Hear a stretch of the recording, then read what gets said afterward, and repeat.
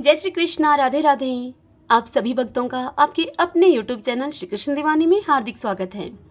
कार्तिक महात्म्य के 14वें दिन की कथा में हम आज सुनेंगे भक्ति के प्रभाव से विष्णुदास और राजा चोल का भगवान के पार्षद होना। तो आइए सर्वप्रथम भगवान का स्मरण करते हुए आप सभी मेरे साथ बोलिए।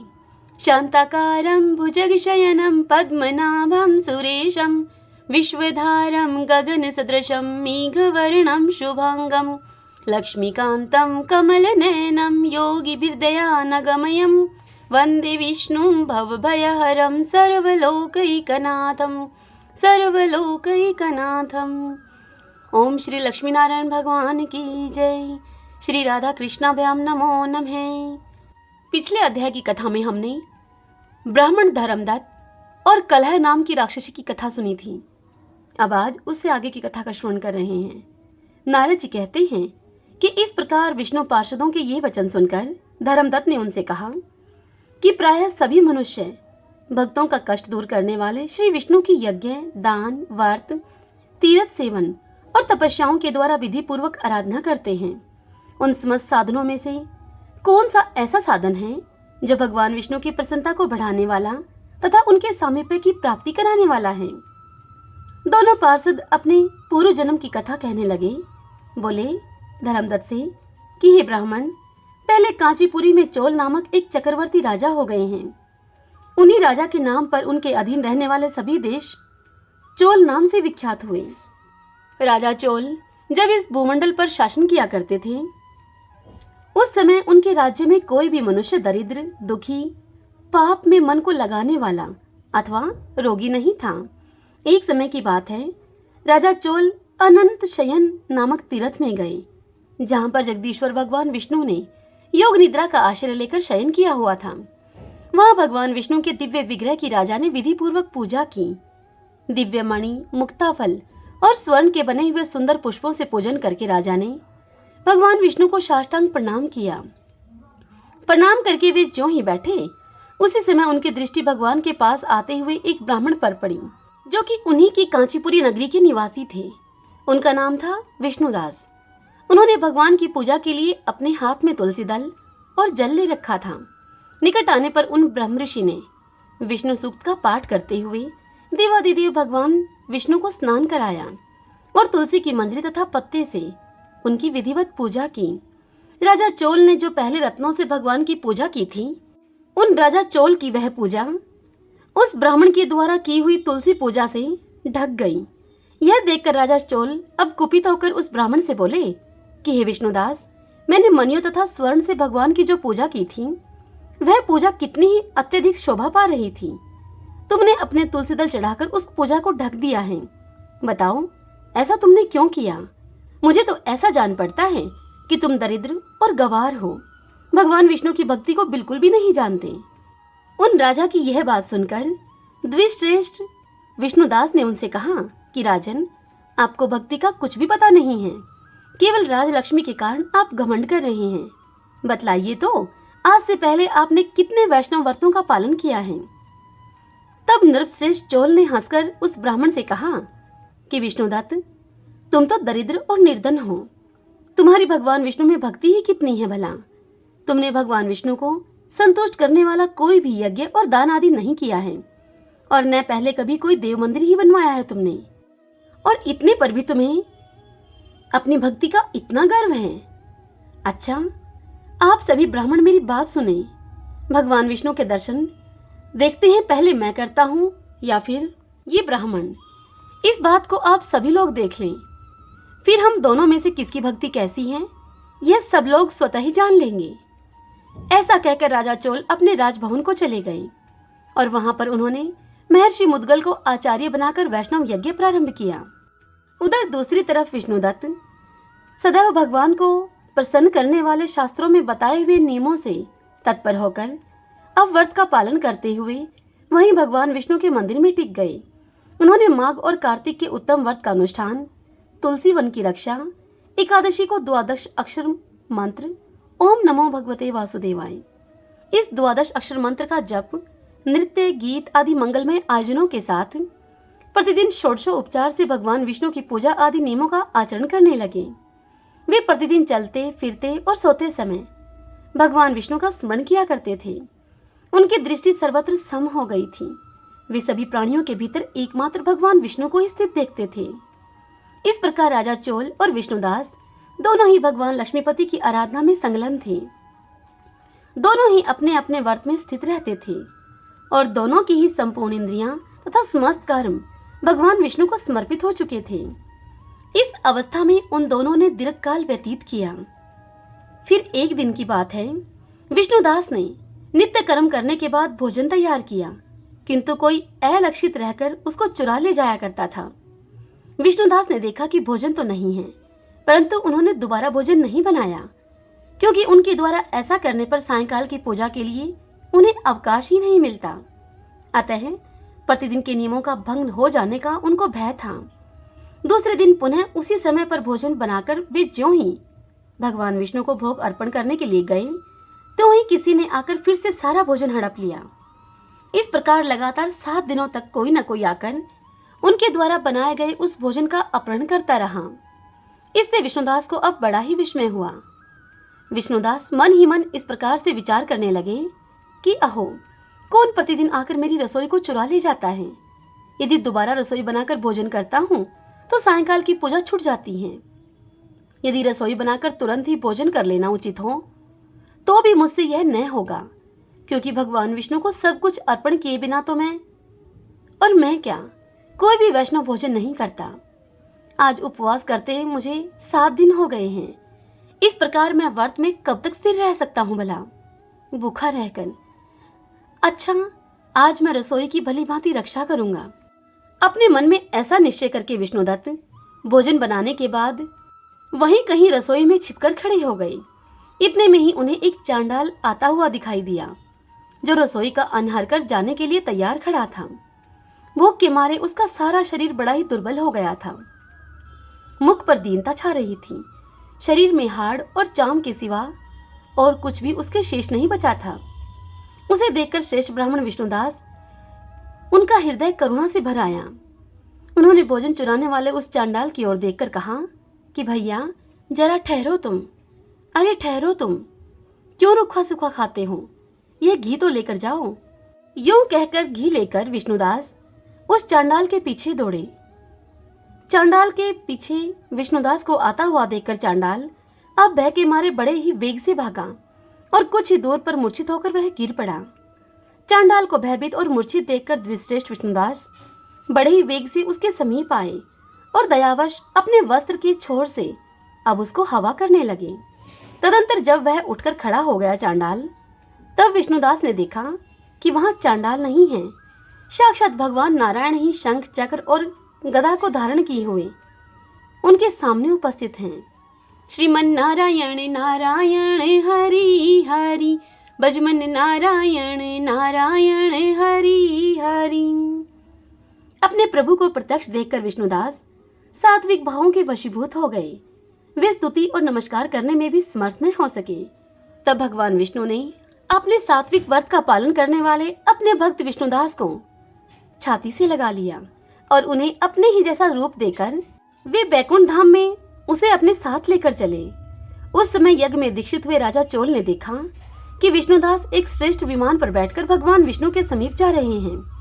विष्णुदास को बैकुंठ धाम में जाते हुए देखकर राजा चोल ने शीघ्र ही अपने गुरु महर्षि मुद्गल को वहां बुलाया और महर्षि मुद्गल को इस प्रकार से कहना प्रारंभ किया।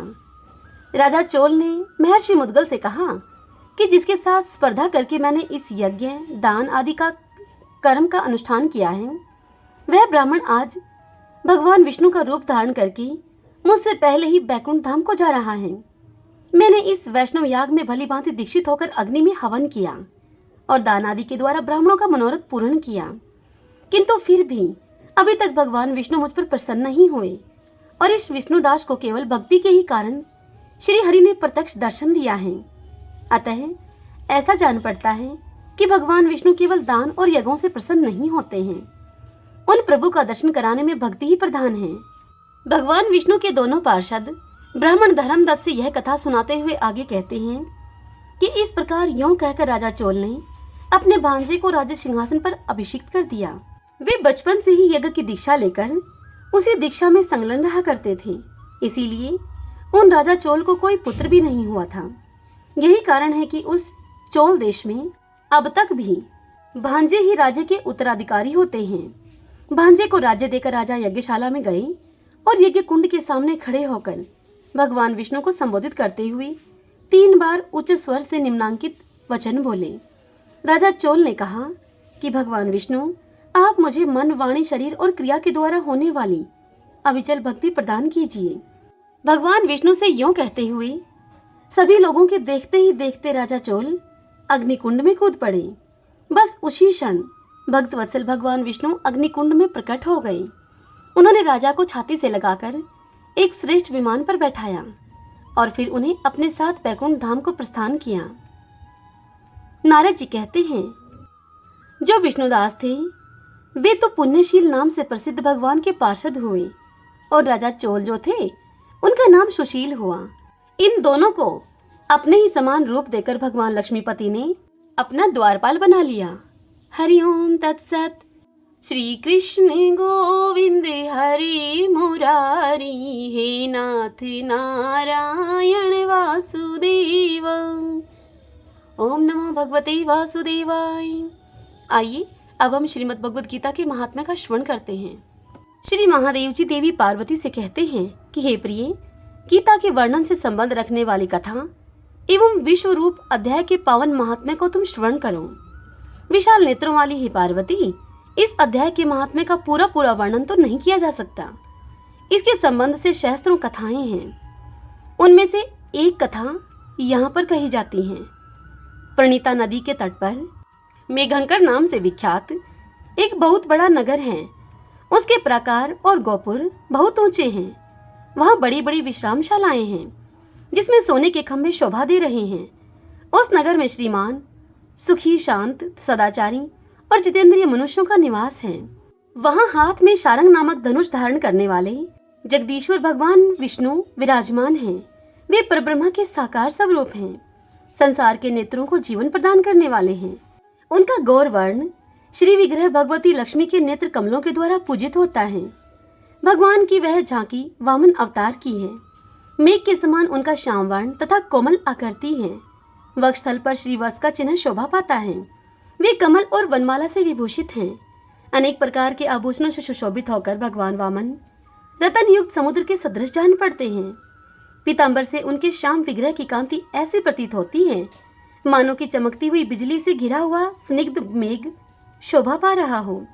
उन भगवान वामन का दर्शन करके जीव जन्म एवं संसार के बंधनों से मुक्त हो जाता है।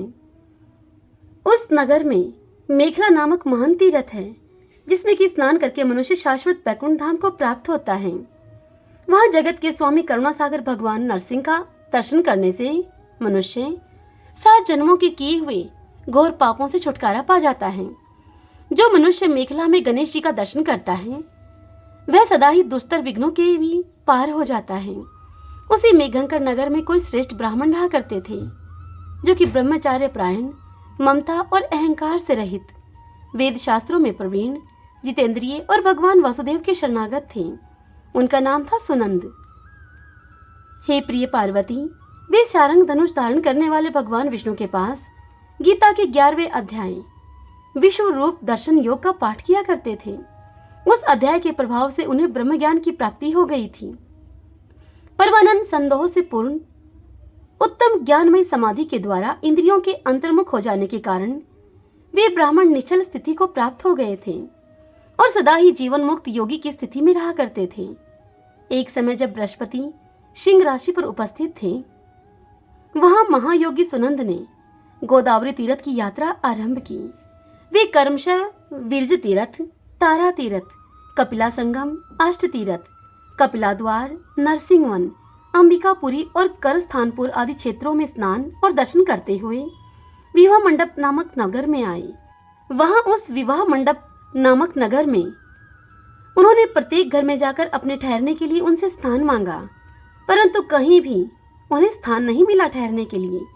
अंत में गांव के मुखिया ने उन्हें एक बहुत ही बड़ी धर्मशाला दिखलाई।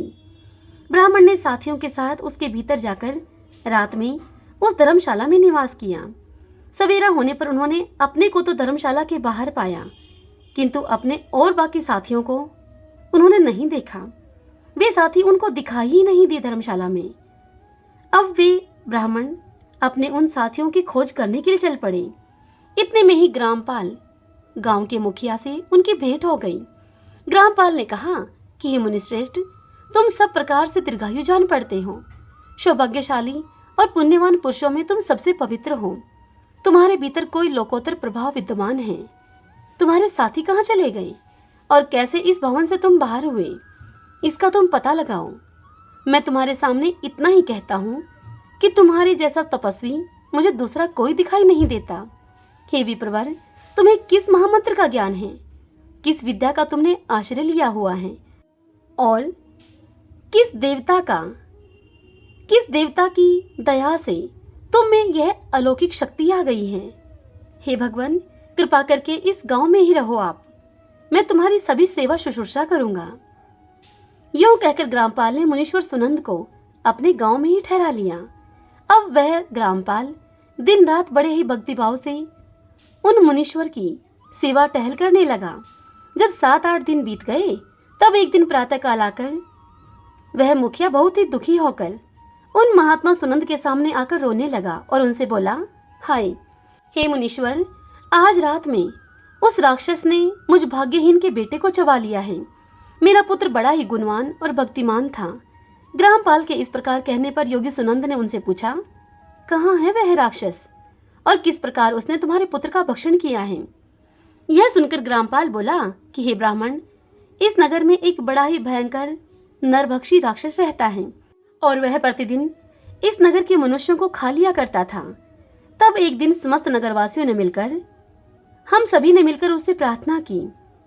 कहा उससे कि राक्षस, तुम हम सब लोगों की रक्षा करो, हम तुम्हारे लिए भोजन की व्यवस्था किए देते हैं। यहाँ इस धर्मशाला में बाहर के जो पथिक रात में आकर यहाँ नींद लेने लगेंगे, तब तुम उनको आकर खा जाना। इस प्रकार नागरिक मनुष्यों ने गांव के मुझ मुखिया के द्वारा इस धर्मशाला में भेजे हुए पथिकों को ही राक्षस का आहार निश्चित किया। अपने प्राणों की रक्षा करने के लिए ही उन्हें ऐसा करना पड़ा। तुम भी अन्य राहगीरों के साथ इस घर में, इस धर्मशाला में आकर सोए हुए थे, किंतु उस राक्षस ने उन सबको तो खा लिया, केवल तुम्हें छोड़ दिया। हे द्विजोतम, तुम में ऐसा क्या प्रभाव है? इस बात को तो तुम ही जानते हो। इस समय मेरे पुत्र का एक मित्र आया था, किंतु मैं उसे पहचान न सका। वह मेरे पुत्र को बहुत ही प्रिय था, किंतु अन्य राहगीरों के साथ उसे भी मैंने उसी धर्मशाला में भेज दिया।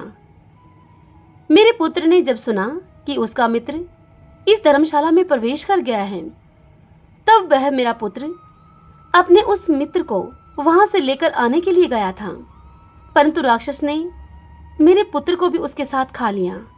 आज सवेरे मैंने बहुत ही दुखी होकर उस पिशाच से पूछा कि ओ दुष्ट आत्मन, तूने रात में मेरे पुत्र को भी खा लिया क्या? तुम्हारे पेट में पड़ा हुआ मेरा पुत्र जिससे जीवित हो सके, कोई ऐसा उपाय यदि हो तो वह मुझे बताओ। तब उस राक्षस ने मुझे कहा कि ग्रामपाल, धर्मशाला के भीतर घुसे हुए तुम्हारे पुत्र को न जानने के कारण मैंने भक्षण कर लिया है।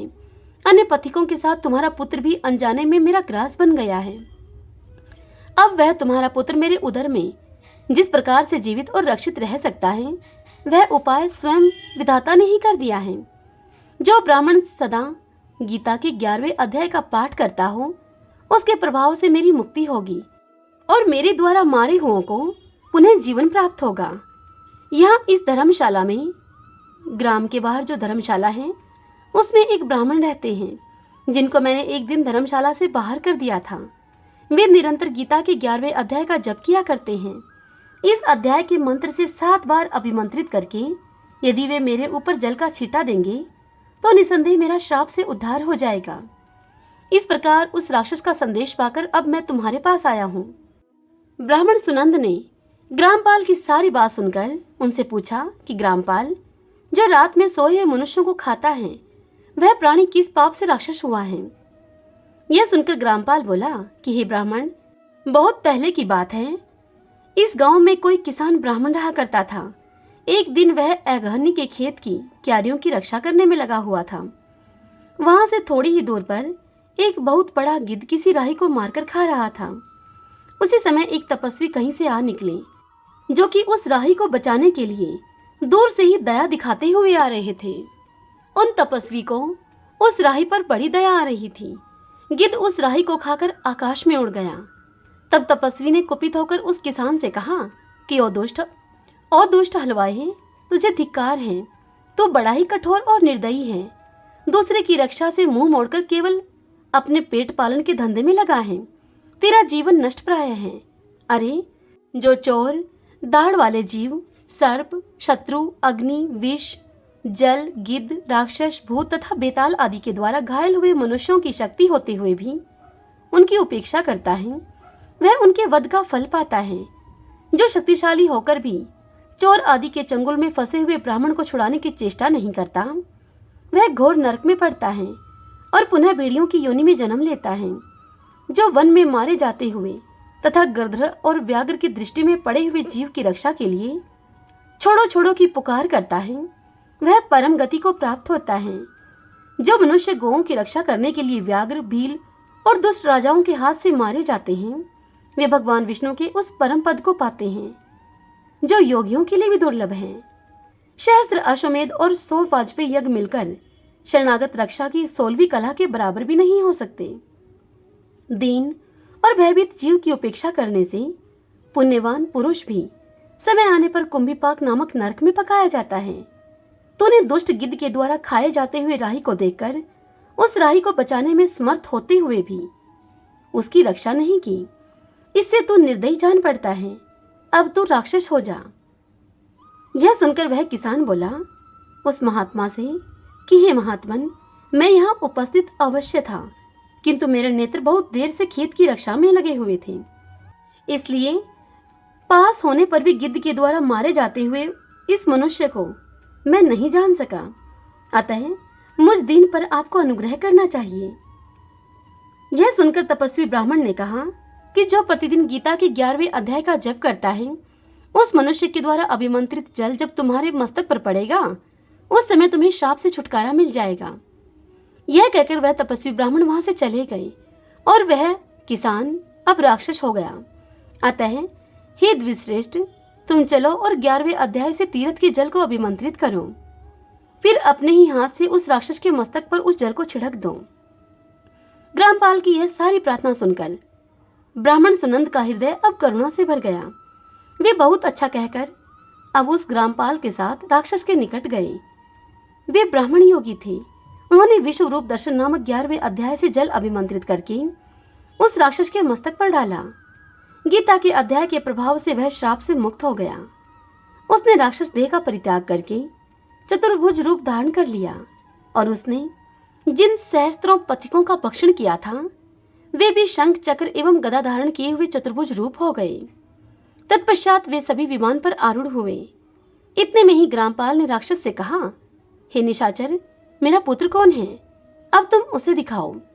उसके यूं कहने पर दिव्य बुद्धि वाले राक्षस ने मुझे कहा कि ये जो तमाल के समान श्याम, 4 भुजाधारी, माणिक्यमय मुकुट से सुशोभित और दिव्य मणियों के बने हुए कुंडलों से अलंकृत हैं, हार पहनने के कारण जिनके कंधे मनोहर प्रतीत होते हैं, जो सोने के भुजबंदों से विभूषित, कमल के समान नेत्रों वाले, स्निग्ध रूप तथा हाथ में कमल लिए हुए हैं और दिव्य विमान पर बैठकर देवत्व को प्राप्त हो चुके हैं, इन्हीं को तुम अपना पुत्र समझो। यह सुनकर ग्रामपाल ने उसी रूप में अपने पुत्र को देखा और उसे अपने घर ले जाना चाहा। यह देखकर उसका पुत्र हंस पड़ा और अपने पिता से कहने लगा। पुत्र बोला ग्रामपाल से कि हे ग्रामपाल, कई बार तुम भी मेरे पुत्र हो चुके हो। पहले मैं तुम्हारा पुत्र था, किंतु अब मैं देवता हो गया हूँ। इन ब्राह्मण देवता के प्रसाद से बैकुंठ धाम को जाऊंगा।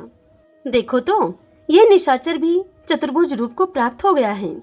11वें अध्याय के महात्म्य से यह सभी लोगों के साथ श्री विष्णु धाम को जा रहा है। अतः तुम भी इन ब्राह्मण देवता से गीता के 11वें अध्याय का अध्ययन करो और निरंतर उस अध्याय का जप करते रहो। इसमें संदेह नहीं कि तुम्हारी भी ऐसी ही उत्तम गति होगी।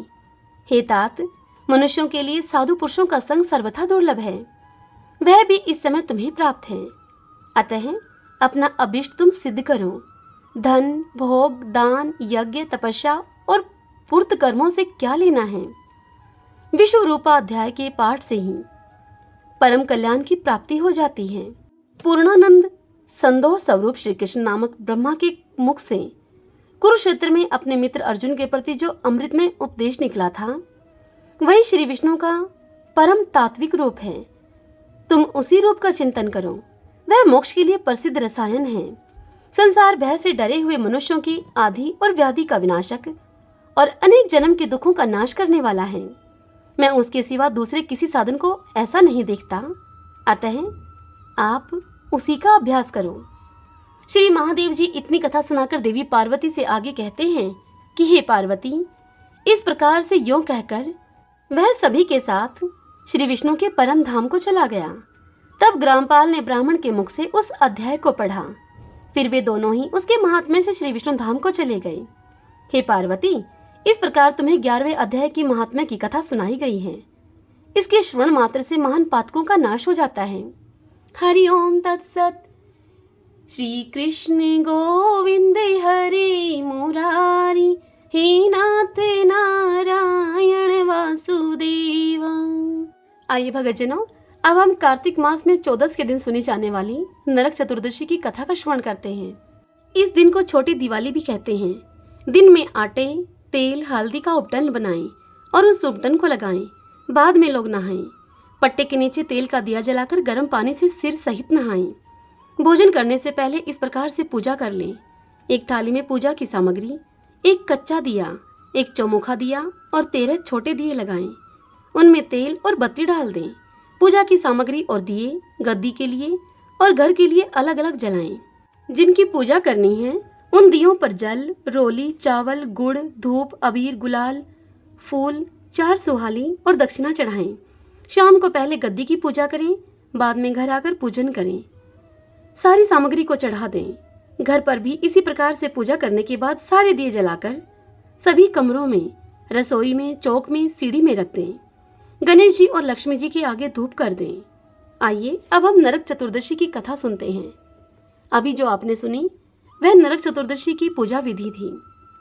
प्राचीन समय में रंतिदेव नामक एक राजा था। वह राजा पहले जन्म में धर्मात्मा एवं दानी था। पूर्वकृत कर्मों से इस जन्म में भी राजा ने अपार दान आदि करके सत्य कार्य किए। जब उसका अंत समय आया तब यमराज के दूत उसे लेने के लिए आए। वह यमदूत राजा को बार बार लाल लाल आंखें निकालकर कह रहे थे कि राजन, अब तुम नरक में चलो, तुम्हें वहीं चलना पड़ेगा। इस पर वह राजा घबराया और नरक में चलने का उनसे कारण पूछा।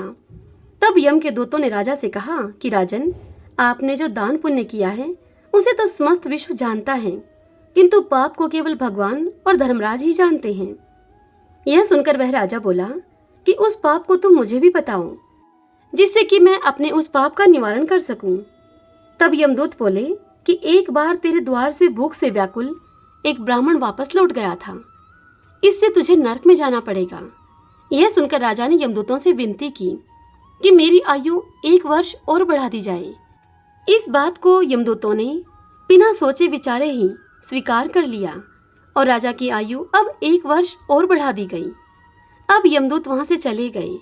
तब राजा ने ऋषियों के पास जाकर इस पाप से मुक्ति का उनसे उपाय पूछा। तब ऋषियों ने राजा को बताया कि राजन, तुम कार्तिक कृष्ण पक्ष की चतुर्दशी को व्रत रखकर भगवान श्री कृष्ण का पूजन करना, ब्राह्मण भोजन कराना और दान देकर सभी अपराध सुनाकर उनसे क्षमा मांगना। तब तुम इस पाप से मुक्त हो जाओगे। जब कार्तिक कृष्ण पक्ष की चतुर्दशी आई तब उस राजा ने नियम पूर्वक उस चतुर्दशी का व्रत रखा और अंत में विष्णुलोक को पाया। श्री कृष्ण गोविंद हरे मुरारी, हे नाथ नारायण वासुदेव। आइए अब हम तपसी लपसी की कथा का श्रवण करते हैं। एक तपसी था, एक लपसी था। तपसी तो भगवान की तपस्या करता था और लपसी 1.25 सिर की लापसी बनाकर भगवान को भोग लगाता और लोटा हिलाकर स्वयं जीम लेता था। एक दिन दोनों आपस में लड़ने लगे। लपसी बोला मैं बड़ा, तपसी बोला मैं बड़ा। वे दोनों अभी लड़ ही रहे थे कि नारद जी वहां से होकर निकले। जब नारद जी ने उनको लड़ते हुए देखा तो आकर उनसे पूछा कि तुम आपस में क्यों लड़ रहे हो। तब तपसी कहने लगा कि प्रभु, मैं भगवान की नित्य प्रतिदिन तपस्या करता हूँ, इसलिए मैं बड़ा हूँ। यह सुनकर लप्सी बोला कि प्रभु, मैं सारे दिन भगवान की पूजा करता हूँ, उनको लापसी का भोग लगाता हूँ, इसलिए मैं बड़ा हूँ। यह सुनकर नारद जी ने कहा कि तुम आपस में लड़ो मत, मैं तुम्हारा फैसला कल कर दूंगा। अब दूसरे दिन तपसी नहाकर आ रहा था तो नारद जी ने उसकी परीक्षा लेने के लिए 1.25 करोड़ की मुंदड़ी अंगूठी को कहा जाता है, 1.25 करोड़ की मुंदड़ी तपसी के आगे फेंक दी। जब तपसी ने देखा कि 1.25 करोड़ की अंगूठी उसके सामने पड़ी है, तब तपसी ने तपस्या से उठकर वह अंगूठी उठाकर अपने घुटने के नीचे दबा ली और लग गया फिर से तपस्या करने। लप्सी अब सुबह उठकर नहा धोकर 1.25 सेर की लापसी बनाकर भगवान को भोग लगाने ही वाला था कि तभी नारद जी ने लप्सी की परीक्षा लेने के लिए उसके सामने भी वह अंगूठी फेंकी। किंतु लप्सी इतना व्यस्त था भगवान को भोग लगाने में कि उसने उस अंगूठी को अनदेखा कर दिया, जिससे कि नारद जी लप्सी पर बड़े प्रसन्न हुए। जब तपसी ने देखा कि नारद जी आए हैं, तब तपसी ने कहा कि भगवान बताइए, हम दोनों में से कौन बड़ा है। तब नारद जी तपसी के समीप आए और तपसी से कहा कि लप्सी बड़ा है। यह सुनकर तपसी ने कहा कि मैं तो सारे दिन भगवान की पूजा करता हूँ, उनके निमित्त तपस्या करता हूँ। यह सुनकर नारद जी ने कहा कि तू अपना घुटना उठा। जैसे ही तपसी ने अपना घुटना उठाया तो 1.25 करोड़ की अंगूठी उसके घुटने के नीचे से निकली। यह देखकर नारद जी बोले कि ये अंगूठी तो तूने चुराई है, इसलिए तेरी समस्त तपस्या भंग हो गई है, इसलिए अब से लप्सी ही बड़ा है। यह सुनकर तपसी बोला कि महाराज, मेरी तपस्या का फल मुझे कैसे मिलेगा। तब नारद जी उसे बोले कि तेरी तपस्या का फल कार्तिक नहाने वाली तुझे देंगी, और आगे कहने लगे कि सारी कहानी कहकर यदि तेरी कहानी ना कहेंगी तो उनके कार्तिक स्नान का फल तुम्हें मिलेगा, उनका खत्म हो जाएगा। भगतजनों, पहले ही वीडियो बहुत लंबी हो चुकी है, इसलिए कार्तिक भगवान की आरती का लिंक आपको डिस्क्रिप्शन बॉक्स में मिल जाएगा, इसी वीडियो के डिस्क्रिप्शन बॉक्स में। तो आइए अब भगवान के नामों का संकीर्तन करते हुए कथा के समापन की ओर चलें। श्री कृष्ण गोविंद हरि मुरारी, हे नाथ नारायण वासुदेव। श्री कृष्ण गोविंद हरि मुरारी, हे नाथ नारायण वासुदेव। श्री कृष्ण गोविंद हरि मुरारी, हे नाथ नारायण वासुदेव। श्री कृष्ण गोविंद हरि मुरारी, हे नाथ नारायण वासुदेव। श्री कृष्ण गोविंद हरि मुरारी, हे नाथ नारायण वासुदेव। सभी बोलिए विष्णु भगवान माता लक्ष्मी की जय। श्री राधा कृष्णाभ्याम नमो नमः। तुलसी महारानी की जय। आशा करती हूँ आज की यह महात्म्य की कथा और कार्तिक की कहानी आपको अवश्य ही पसंद आई होगी। यदि ऐसा हो तो इस वीडियो को आप लाइक करें, अपने अपनों के साथ शेयर करें और कमेंट बॉक्स में ओम नमो भगवते वासुदेवाय लिखें। और यदि आपने अभी तक हमारे इस चैनल श्री कृष्ण दीवानी को सब्सक्राइब नहीं किया है तो आप जरूर करें। बेल आइकन के बटन को भी दबा लीजिएगा ताकि आपको आने वाले सभी नए वीडियोस की नोटिफिकेशन टाइम से मिल सके। हरे कृष्णा।